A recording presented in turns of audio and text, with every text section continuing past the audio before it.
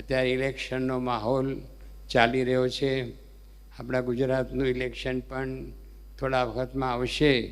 તો દરેક નાના મોટા તમામ જે વોટ દાતાઓ છે એ લોકો આળસ ન કરે કે હવે ઠીક છે જઈશું, ન જઈએ તો શું ચાલશે.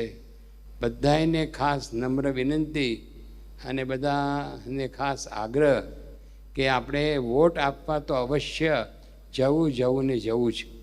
અને એ સાચા આપણા દેશની રક્ષા કરનારા, આપણા ધર્મની રક્ષા કરનારા અને એ રીતે આપણા રાષ્ટ્રને આખા વિશ્વમાં એ આગળ લઈ જાય એવા જે બધા નેતાઓ હોય એને અવશ્ય આપણે વોટ આપવો ને આપવો જ. એ પણ આપણી એક પવિત્ર ફરજ છે.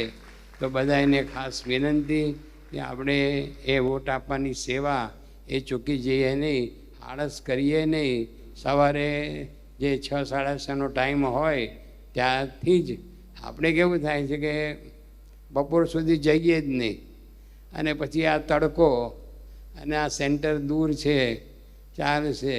આપણે એક જણનો વોટ નહીં હોય તો શું ફેર પડી જવાનો છે. પણ એક વોટ કરતાં હજારો વોટનો ફેર એ પડી જતો હોય છે. તમામ પુરુષો, તમામ બહેનો સવારે 6 વાગે વોટ આપવા માટે પહોંચી જાય અને વોટ આપીએ. અને એના માટે બરાબર આપણે તત્પર રહીએ અને ચૂકી ન જઈએ.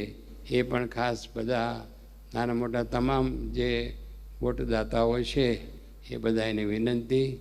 જય સ્વામિનારાયણ.